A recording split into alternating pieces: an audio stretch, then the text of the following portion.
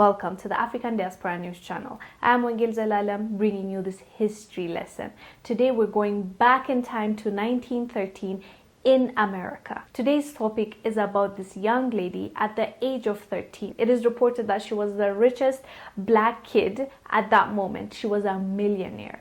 And we're going to talk about her. Let me review the article. We'll come back and discuss. This article is from Face to Face Africa. Sarah Richter, America's youngest African-American millionaire, who was considered to have been the richest black child known in the world at that time. Her rise to riches and fame is probably one of the most fascinating and insightful stories ever told. Rector was born in Indian Territory on March 3, 1902. Her parents were owned by Creek Indians before the Civil War. She and some 600 other black children were entitled to land allotments as the children of enslaved people belonged to Creek Nation. In 1866, the Creek Nation signed a treaty with the United States government promising to emancipate their 16,000 slaves and incorporate them into their nations as citizens entitled to equal interest in the soil and national funds. 2 decades later, the federally imposed Dawes Allotment Act of 1887 sparked the beginning of the total assimilation of the Indians of the so-called 5 civilized tribes by forcing them to live on individually owned lots of land instead of communally as they had done for centuries. But these lands often granted to former slaves were usually worthless, inferior, infertile, and rocky, while fertile lands were reserved for white settlers. In fact, believing that it was worthless, Rector's father even petitioned the court to sell the land as the family could not pay $30 annual property tax.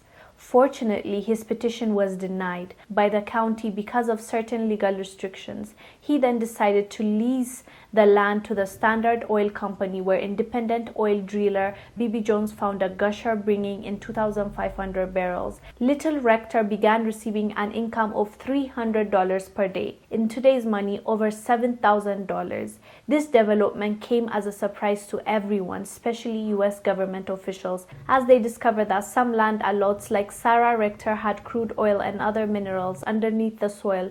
Rector quickly came to public light. Local newspaper, the Kansas City Star, publicized its headline, "Millions to a Negro girl, Sarah Rector, 10 years old, has income of $300 a day from oil." In September 1913, the Savannah Tribune also wrote, "Oil well produced neat income, Negro girls $112,000 a year." According to records, Rector's guardianship switched from her parents to a white man named T.J. Porter. She also received numerous requests for loans, money gifts, and even marriage proposals from Germans. The Oklahoma legislature also shockingly declared her to be a white person due to her wealth. Once she was 18, she moved to Kansas City, Missouri with her family into what is known as the Rector Mansion.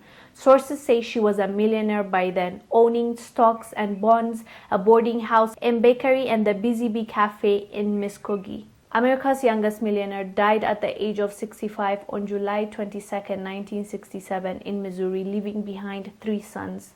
Before we get into it, we have to talk about that statement. They said that they declared her as a white person because of her wealth. Like, not people, the actual government decided or declared that she's a white person because of her wealth. How does that even happen? Like, I don't understand. Maybe because back then the media was not that big. There was no television. I think I think there was not. Maybe I'm wrong, but what they had were newspapers and stuff. So if they say that she's white, I guess people would think that she's white. I don't get it. They actually declared her as a white person because she was wealthy. I kid you not. That's what it says, at least in the article. So she was declared a white person. Not only that, she got lots of eligible bachelors from Germany. I don't know why specifically from Germany, but she was getting men proposing to her because of her wealth. Of course, they don't even know her, obviously, and she was a kid back then, so they were proposing to her to marry her. And also people coming to borrow money, like the same thing happens whenever a family member makes it or they have a little bit of money, they're flaunting on social media. somehow somebody's sick, somehow somebody needs help. Like, yeah, people always need help. So even back in the days, they were harassing her to get money from her. How crazy is it that this money just fell on her lap? Like, imagine, first of all, the way she got her money, as you heard on the article, her parents were slaves. So after they got their freedom, they were given, like, as a compensation, they were being given lands. So when they were giving lands for the slaves, they were giving them rocky areas, lands that are bad, that are infertile, and everything that is good, the fertile land and the good land for, I guess, farming and planting used to be given to the white people. So this girl got this land that is supposed to be rocky, that is supposed to be useless anyways. So her father actually tried to sell it back to the government because he couldn't afford to pay $30 per year for the tax. But fortunately, he got refused, so they didn't sell the land, the girl's land. After some time, the dad leased the property to this oil company, and guess what? They find oil. So after they find, I believe, crude oil, after they find that oil, she started getting paid per day a lot of money, I believe $400. That in today's money is over $7,000 she was getting per day, this young lady. And it grew to a point where by the time she's 18, she was a millionaire.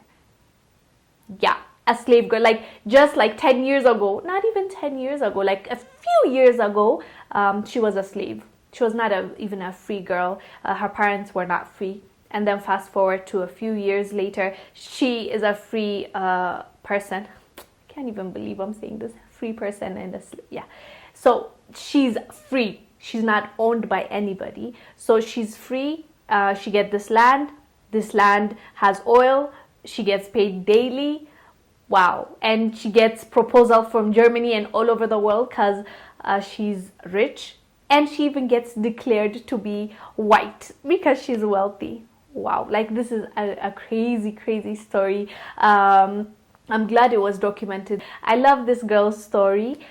She died at the age of 65, leaving 3 sons. She lived in a mansion. She lived the life for a girl that was just a slave a few years ago. Anyways, guys, do let us know down below what your thoughts are. I am Wongel Zelalem bringing you this report. I'll see you on the next one. Bye. Thank you for watching. Make sure to subscribe to our YouTube channel and download the African Diaspora News Channel app, now available on Google Play and the Apple App Store.